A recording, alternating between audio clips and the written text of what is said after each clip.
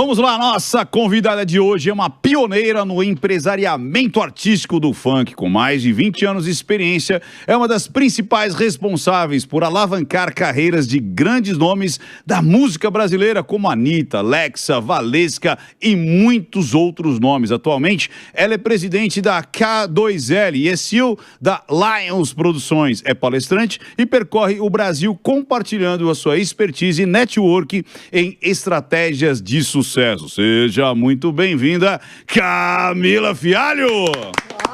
Sensacional, não, eu fiquei até empolgado agora. Adorei, muito obrigada. Muito bom. Camila, como é que é lidar com o ego dos artistas aí, né? Você que com você. Nossa, ele já começou. Gostei.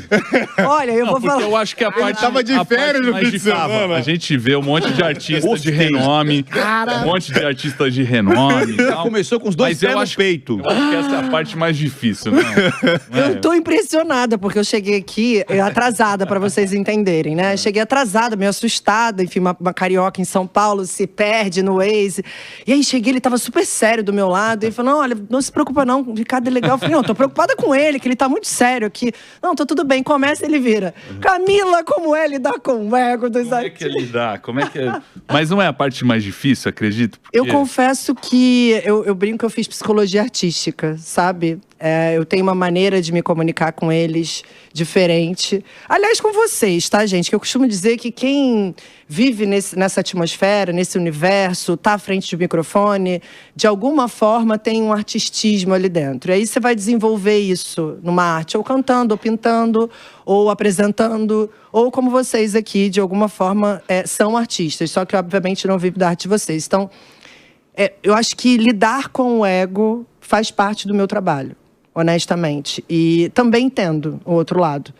Mas sim, sempre que posso, coloco no planejamento a terapia, porque me ajuda, de fato. E coloco mesmo a terapia. Isso gerou polêmica durante muito tempo. Hoje se fala em saúde mental, tudo parece ser muito fácil, mas na época que, há 10 anos atrás, quando eu falei, coloquei no planejamento do Naldo, que foi um artista meu em 2009, da Anitta, terapia, todo mundo falou que eu estava sendo abusiva, que eu estava obrigando a pessoa a fazer uma coisa que talvez ela não quisesse ou não gostasse.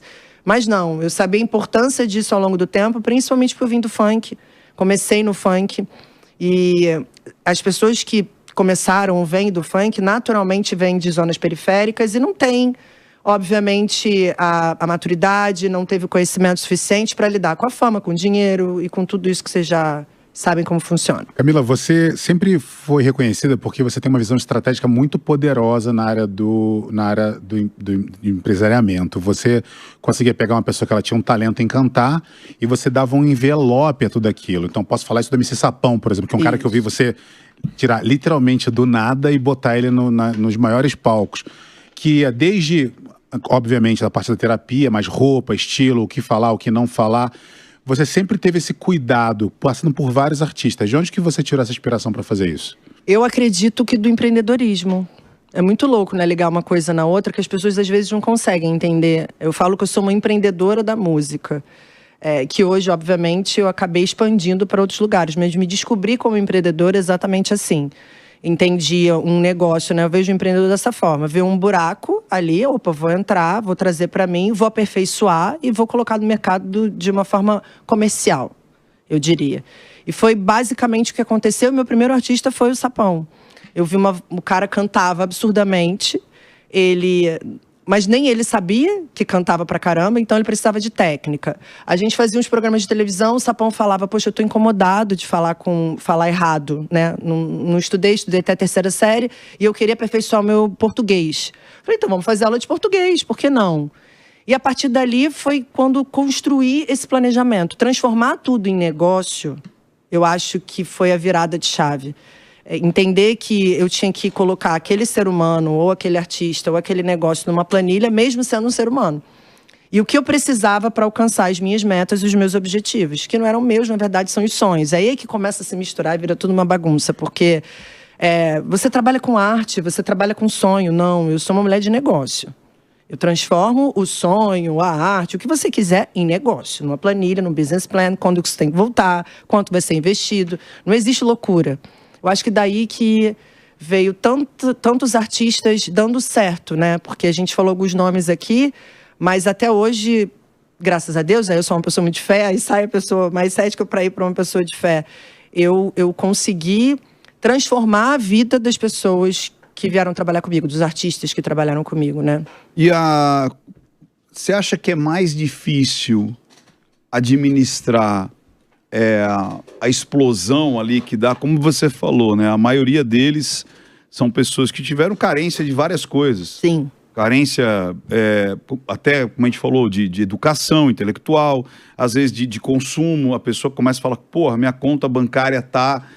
É mais difícil dar um direcionamento para aquele artista ou controlar os amigos? Você entendeu? Sabe? Perfeitamente. O sanguessuga? Não, porque os amigos, eles vêm junto e acreditam né? e eles acreditam que eles são merecedores do sucesso daquilo ali. O que é o mais difícil? Como é que você chega e fala, olha... Porque o cara começa a falar, pô, mas o cara é da quebrada, o cara tava comigo quando eu não era ninguém. E aí você às vezes percebe que, ou então aqueles grandes, olha, tem uma coisa boa pra você. É só o que eu escuto. Eu vou mudar a sua vida. A sua vida, porque você vai aplicar em tal lugar que você... Como é que é isso? Porque, queira ou não queira, é tipo assim, entre aspas, eu acho que não seria o seu trabalho, vamos dizer assim, principal, mas acaba sendo algo que você vai precisar também administrar. Como é que é isso aí? Primeiro, o que é mais difícil? O anseio dele começar a gastar demais, os amigos que vão tentar usurpar aquilo, ou as grandes possibilidades de investimento, ó, vem pra cá, põe o seu dinheiro, que é o que normalmente vê. A pessoa ganha, e daqui a pouco, cadê o dinheiro? Ah, eu perdi tudo. Exato. E olha que você deu 3 problemas inerentes a qualquer artista, impressionante, porque principalmente esses que eu me especializei no primeiro momento da minha carreira. Porque hoje também eu vivo momentos diferentes. Eu trabalho com um artista, trabalhei com um artista que é herdeiro. Tá. Aí eu comecei a entender a dificuldade do herdeiro, né? Então, aqui eu tinha que estruturar aquela vida desde, às vezes, não tem uma base familiar, que atrapalha o todo, né? Como a gente acabou de falar da terapia. Aqui tem uma puta base familiar, uma estrutura, mas não tem aquele sangue nos olhos. Mas quanto aos amigos, também já faz parte do meu trabalho. Até porque se tivesse hoje uma faculdade de empreendedorismo musical ou se alguém pudesse aprender a ser empresário artístico, eu poderia até falar, olha, não pode trazer seus amigos, traz os profissionais. Mas como não tem, eu acho que daí vem a minha vontade, a minha disposição para treinar e para criar novos profissionais. Assim, em 20 anos, eu um dia tive que parar para contabilizar até mesmo para essas entrevistas e matérias que eu faço. Foram 550 pessoas formadas. Caramba. E que começaram exatamente como amigo, como tô perdido, quero empreender. E eu falei, já que você quer empreender, você já sabe os problemas de empreender. Traz, então vem para o meu lado e vamos entender dentro do ecossistema onde você se encaixa. A partir daí, você vai se aprofundar nisso. Não significa que você não tem que conhecer o todo. Mas você vai se aprofundar na profissão produtor artístico. O que é ser o produtor artístico? O que é ser o produtor geral? Produtor de palco? E a partir daí, é uma peneira. Eu costumo dizer que o sistema expurga.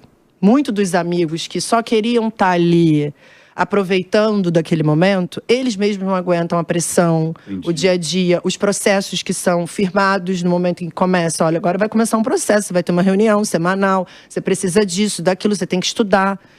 E aí um monte de gente vai saindo no meio do caminho. Então, a melhor alternativa que eu criei para esses amigos foi essa, não tem problema nenhum. Primeira coisa, assiste o curso, daqui a uma semana eu faço uma prova com você. Aí já sai um monte.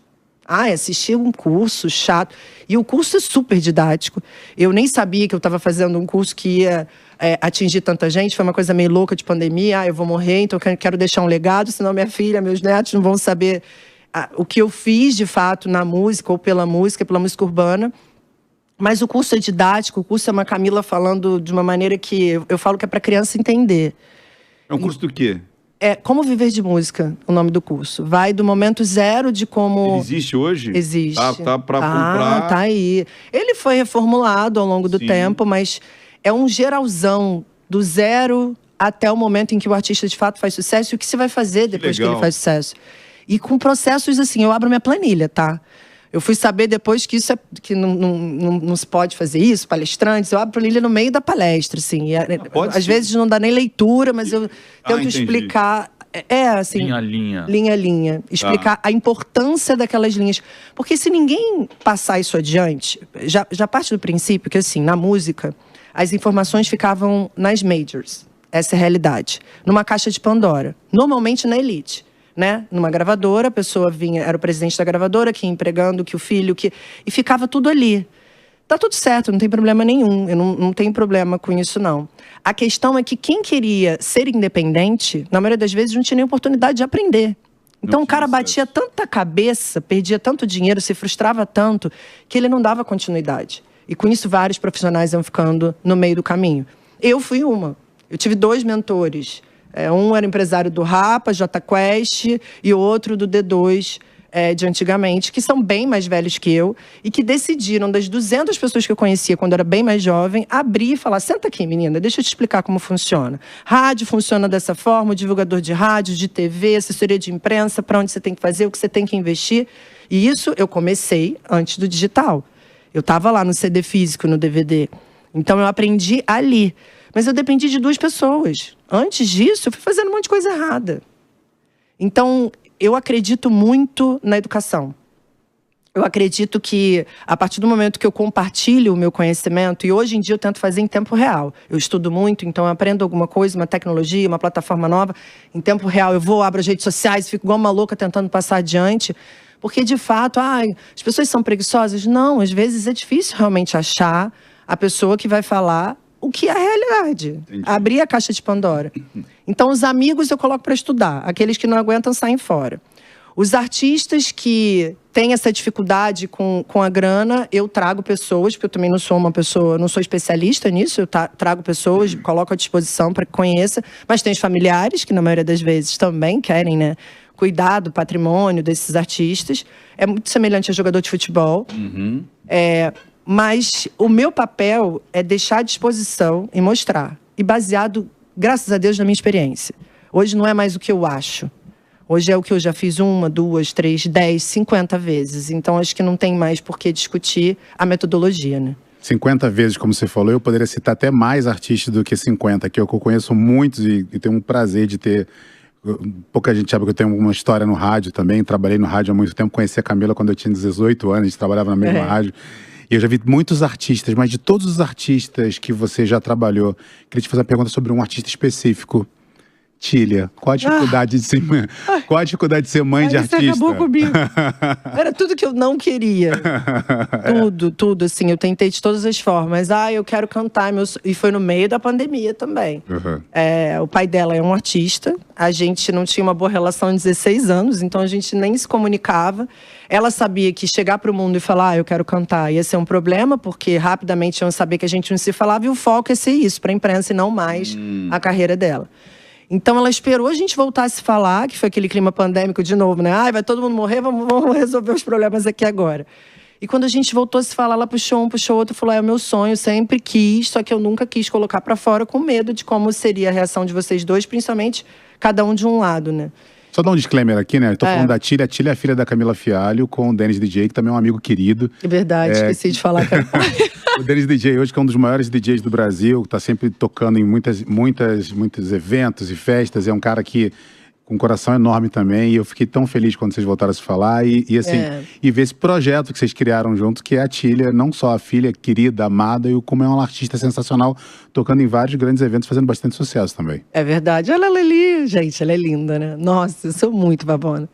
Mas eu também… No primeiro momento, quando ela falou eu quero, ele não entendeu direito, né? Pai, meio o quê? Será que é isso mesmo? E ela vai desistir no meio do caminho? E eu fui: não… Você viu tudo que eu sofri, eu tentei levar muito pro emocional, que acabou gerando nela ela não acredita em mim. E assim, qualquer profissão que a minha filha escolhesse, eu ia apoiar. Absolutamente qualquer uma, menos essa. Ela escolheu exatamente o que eu não apoiei. Mas depois de muita briga e, sei lá, o segundo semestre de 2020, onde, por mais que ela falasse eu quero, beleza, eu vou te apoiar, mas o que você vai fazer? Não tem nada pra fazer. 2020 era o auge da pandemia. Quando chegou em 2021, eu falei: realmente ela não desistiu em 1 mês, em 2 meses, ela realmente quer isso aqui. Então você vai ser tratada como artista, certo? Ela falou: é isso que eu quero.